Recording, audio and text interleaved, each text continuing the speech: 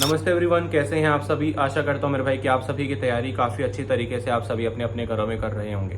मेरे भाई आज की वीडियो में आपके साथ कुछ ऐसे जीके के मोस्ट इंपॉर्टेंट कंसेप्ट्स और टॉपिक्स को डिस्कस करने जा रहा हूं मेरे भाई, जो आप सभी के एग्ज़ाम के लिए काफ़ी ज़रूरी है। सारे कंसेप्ट्स होंगे, जो सारे कंसेप्ट्स मैं आपको बताऊंगा, सारे क्वेश्चंस आपके साथ डिस्कस करूंगा मेरे भाई। एक एक सवाल एडिक्विटी को काफ़ी पसंद है, और एडिक्विटी हो या टीसीएस मेरे भाई या कोई तीसरी कंपनी, इनसे बाहर सवाल आने की कोई प्रोबेबिलिटी नहीं है। यही सवाल मेरे भाई जो मैं आपको करवाऊंगा आपके एग्जाम में यही फंसेंगे। उससे पहले आप सभी को कहना चाहता हूं, अगर आपने मेरे चैनल को मेरे भाई सब्सक्राइब नहीं किया है तो डू सब्सक्राइब राइट नाउ और बेल आइकॉन प्रेस कर लेना कि फ्यूचर में कोई भी मेरे भाई वीडियो रिलीज हो तो आप सभी ऑन द स्पॉट देख ले और आप सभी को इन्फॉर्मेशन ऑन द स्पॉट मिल जाए। और अगर आपने मेरे टेलीग्राम चैनल ज्वाइन नहीं किया है और इंस्टाग्राम पे आपने मेरे को फॉलो नहीं किया है तो वहां पर भी आप मेरे को कर सकते हैं।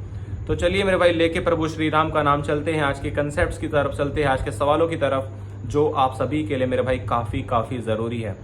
तो सबसे पहले मैं आपको बता देना चाहता हूं कि सबसे पहले मैं क्वेश्चन को रीड करूंगा मेरे भाई, उसके बाद मैं आपको ऑप्शंस बताऊंगा, आपको ध्यान से सुनना है और सुनने के बाद मैं 10 सेकंड का गैप लूंगा। उस समय में आपको क्वेश्चन को आंसर करने का ट्राई करना है कमेंट्स में, अगर आपको आता है। अगर आता है मेरे भाई तो 1 नंबर, नहीं आता है तो 0 नंबर, आता है मेरे भाई सिलेक्शन हो जाएगा, नहीं आता है तो अगले साल फिर से ट्राई करोगे। तो पहला सवाल जो मेरे भाई मेरी कंपाइलेशन में है, पहला ही सवाल मेरे भाई एडिक्विटी ने 5 से 7 बार पूछा है, जितनी भी एग्जामिनेशन एडिक्विटी ने कंडक्ट कराई है। तो पहला सवाल मेरे भाई, आपको 2 स्टेटमेंट्स दी गई है और आपको बताना है कि दोनों में से कौन सी सही है कौन सी गलत है। तो पहली स्टेटमेंट है मेरे भाई, अशोका धम्मा से रिलेटेड है। तो पहली स्टेटमेंट है मेरे भाई कि rock edict 13 is of paramount importance in the understanding of Ashokan policy of dhamma. कि जो रोक एडिक्ट 13 है, पैरामाउंट इंपोर्टेंस है उसकी, अगर हमें समझना है मेरे भाई अशोकन पॉलिसी को। और दूसरा पॉइंटर मेरे भाई इन्होंने दिया हुआ है कि the policy of Dhamma was an attempt at founding a new religion. मतलब जो धम्मा की पॉलिसी थी वो एक अटेम्प्ट था कि नया रिलीजियन हमें सेट करना है। तो बताइए कि पहला सही है, दूसरा सही है, या दोनों गलत है, या दोनों सही है मेरे भाई। 10 सेकंड रुकूंगा, आप सभी कमेंट्स में शुरू हो जाइए, बनाइए सवाल को।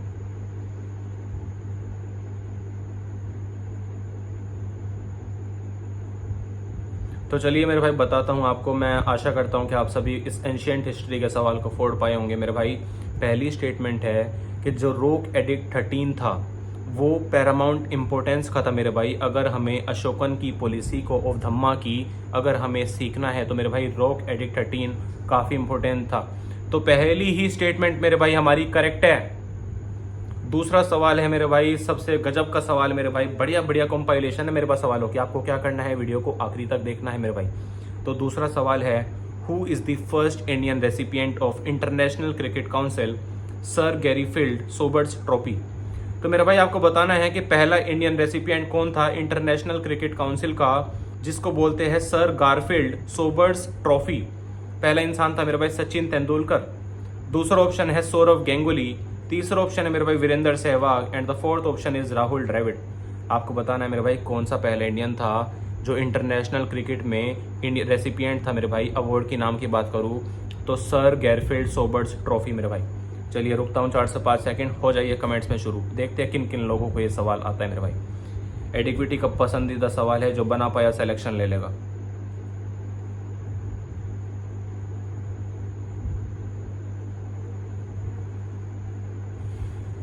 तो मेरे भाई पहला इंडियन रेसिपिएंट था जो हमारा इंटरनेशनल क्रिकेट काउंसिल का, जिस अवार्ड को हम बोलते हैं मेरे भाई सर गैरफील्ड सोबर्स ट्रॉफी, उसका अवार्ड मेरे भाई राहुल द्रविड़ को मिला था। किसको मिला था छोटे? राहुल द्रविड़ को मिला था। बड़ा इंपॉर्टेंट सवाल है, आप सभी को मेरे भाई आना चाहिए। तीसरा सवाल आपकी स्क्रीन पर है मेरे भाई, एक एक्ट के बारे में आपको बताना है।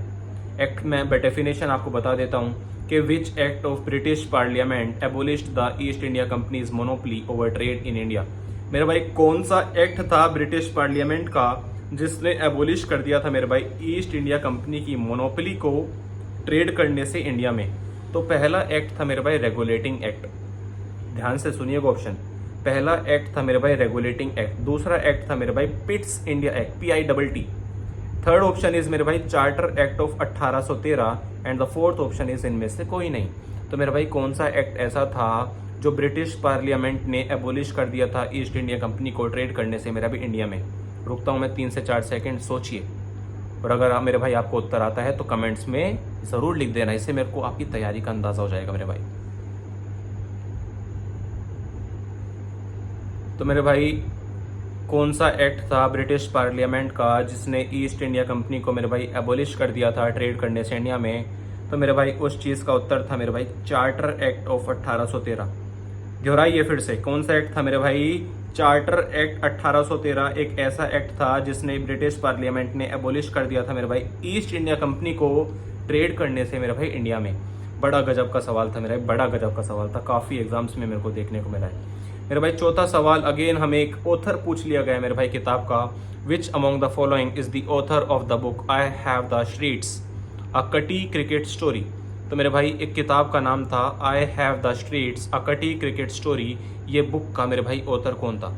सबसे पहले रविचंद्रन अश्विन, दूसरा मेरे भाई Sachin Tendulkar, third option is Sourav Ganguly and the fourth option है मेरे भाई कुलदीप यादव। तो क्या लगता है आपको, ये किताब जिसका नाम है आई have the streets a Kutti cricket story किसने लिखी थी मेरे भाई? ये सोचिए।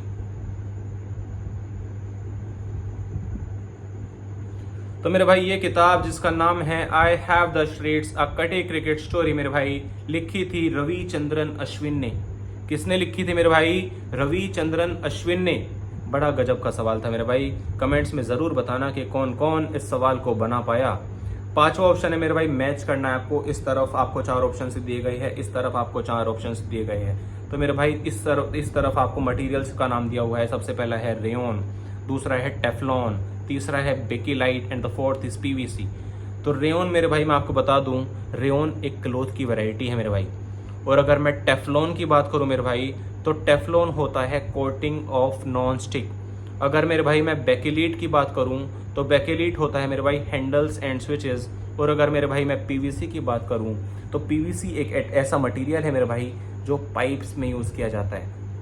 तो मैंने ही आपको ये सवाल एक्सप्लेन कर दिया क्योंकि इस सवाल में ऑप्शंस आपको समझ में नहीं आते ऐसे अगर मैं ओरली कहता तो। छठा सवाल मेरे भाई आपकी स्क्रीन पर, बड़ा गजब का सिंपल सा सवाल है। हर कोई इसमें 3 नंबर हासिल कर पाएगा एग्जाम में अगर ये सवाल आता होगा तो। और बार बार मेरे भाई एमटीएस की परीक्षा में कई सालों से मैं देख रहा हूँ इसको, एडिक्विटी हो या टीसीएस हो, ये सवाल तो बनेगा।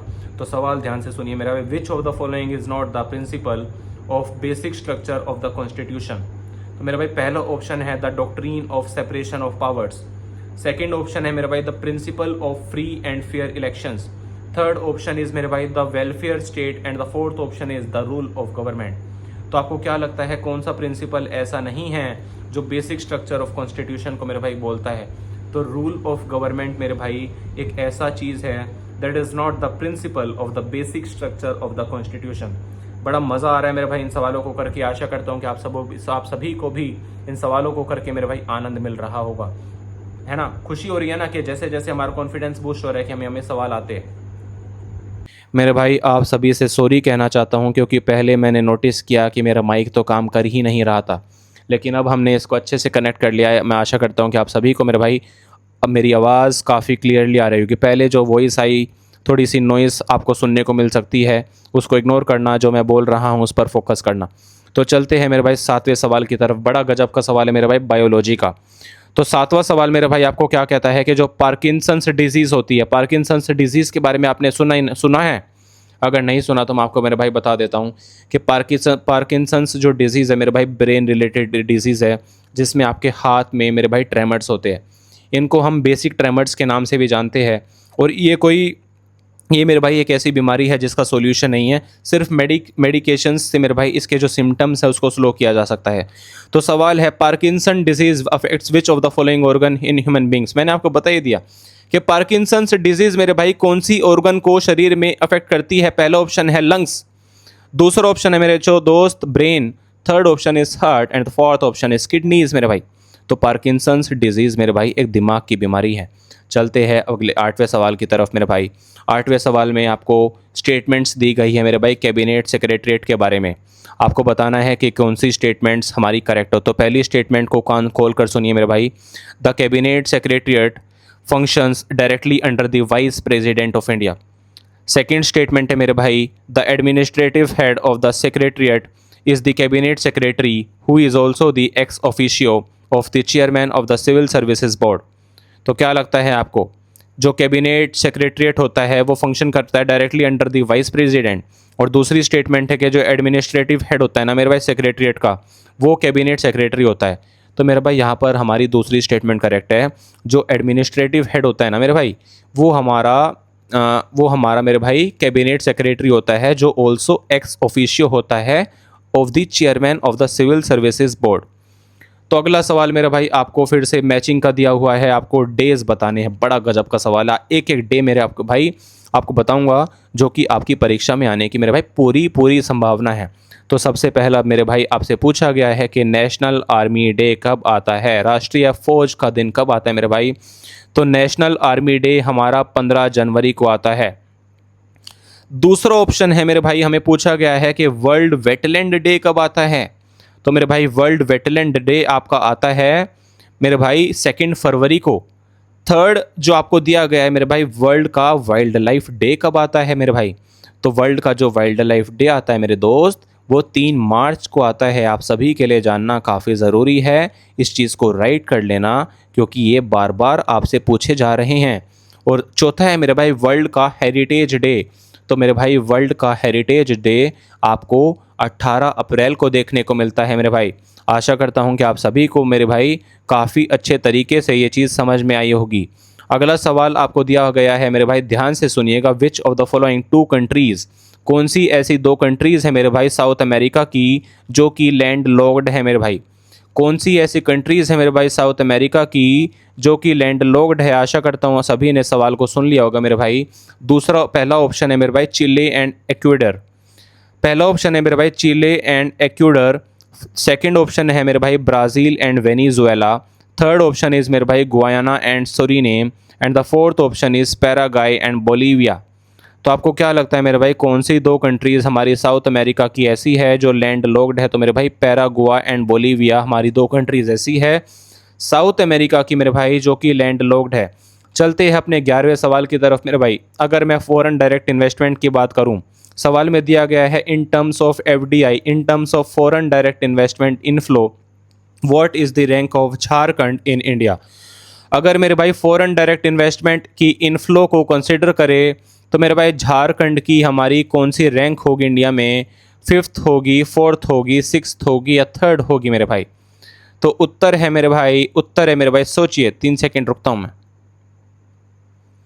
तो मेरे दोस्त, मेरे प्यारे लल्ला, अगर मैं फॉरेन डायरेक्ट इन्वेस्टमेंट के इनफ्लो की बात करूं तो झारखंड की मेरे भाई, अगर मैं रैंक की बात करूं तो 5वीं मेरे भाई झारखंड की हमारी है जो रैंक है वो आ जाएगी। अगला सवाल मेरे भाई पॉलिटी का काफ़ी ज़बरदस्त सवाल है मेरे भाई। इस कंपाइलेशन में मैं ये तीसरी बार इस सवाल को देख रहा हूँ।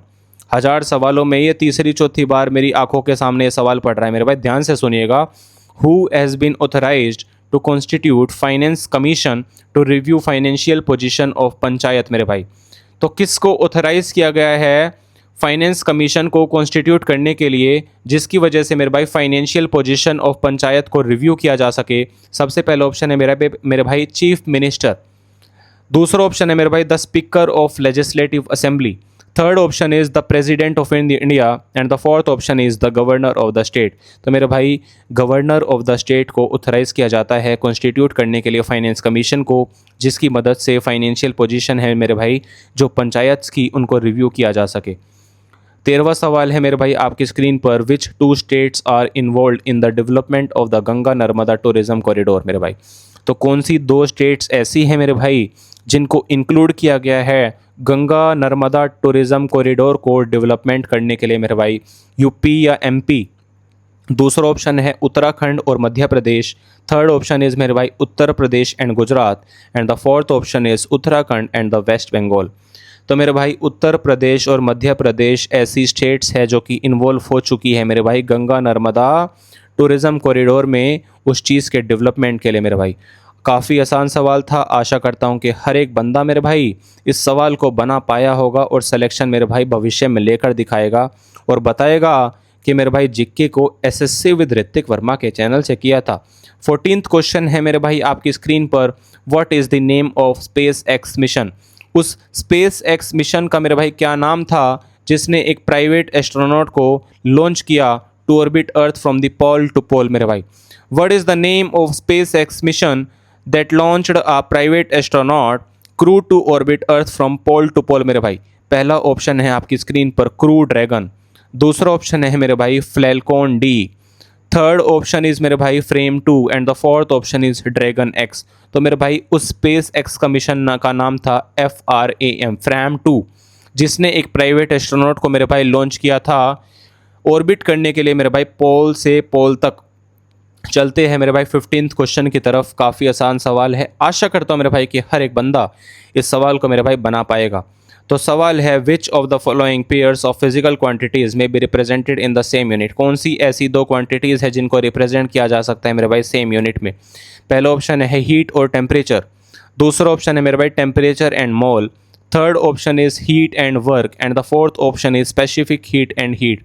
तो मेरे भाई दो फिजिकल क्वांटिटीज़ ऐसी है जिनको सेम यूनिट में मेज़र किया जा सकता है, वो है मेरे भाई हीट एंड वर्क। चलते हैं 16th क्वेश्चन की तरफ। मेरे भाई 20 ही सवाल करा पाऊंगा आज इस वीडियो में, वरना ये वीडियो काफ़ी लंबी हो जाएगी मेरे भाई। अगेन आपको इस तरफ 4 ऑप्शंस दिए गए हैं मेरे भाई, इस तरफ 4 ऑप्शंस दिए गए हैं, आपको करेक्ट ऑप्शन को मैच करना है। गुड्स एंड सर्विसेज टैक्स हमारा पहला ऑप्शन है मेरे भाई। तो गुड्स एंड सर्विसेज की अगर मैं बात करूं तो मेरे भाई GST एक इनडायरेक्ट टैक्स होता है। इनकम टैक्स की अगर मैं बात करूं मेरे भाई तो इनकम टैक्स हमारा एक डायरेक्ट टैक्स होता है, ठीक है जी। टैक्स रेवेन्यू की अगर बात करें मेरे भाई, टैक्स रेवेन्यू मेरे भाई रेवेन्यू रिसिप्ट्स होती है। और कैपिटल रिसिप्ट्स की अगर बात करें मेरे भाई तो ये कैपिटल बजट के अंडर आती है। अब मैं आपको थोड़ी सी मोस्ट इंपॉर्टेंट बातें इस चीज़ से बता देना चाहता हूँ, इस सवाल से मेरे को काफ़ी चीज़ें याद आ गई। तो GST मेरे भाई एक ऐसा एक्ट था जो 2017 में इंट्रोड्यूस किया गया था। सारे जो हमारे भाई इनडायरेक्ट टैक्सेस थे उसको रिप्लेस कर दिया मेरे भाई GST ने, ठीक है। इनकम टैक्स डायरेक्ट टैक्स है। डायरेक्ट टैक्स कौन से होते हैं मेरे भाई? डायरेक्ट टैक्स वो टैक्सेस होते हैं जिनका जो इंसिडेंस होता है मेरे भाई एक ही इंसान पर पड़ता है मेरे भाई। जो हमारा इंसिडेंस होता है वो ट्रांसफ़र नहीं होता। रेवेन्यू रिसिप्ट्स मेरे भाई वो होती है जो सरकार को कमाई होती है रूटीन में, डे टू डे रूटीन में मेरे भाई जो सरकार को कमाई होती है उनको हम रेवेन्यू रिसिप्ट्स का नाम देते हैं। और अगर मैं कैपिटल रिसिप्ट्स की बात करूं मेरे भाई, कैपिटल रिसिप्ट्स हमारी कैपिटल बजट में देखने को मिलते हैं। तो मेरे भाई 17वां सवाल आपको ज्योग्राफी का बड़ा गजब का सवाल देखने को मिलेगा। Which of the following are the right bank tributaries of the river Godavari.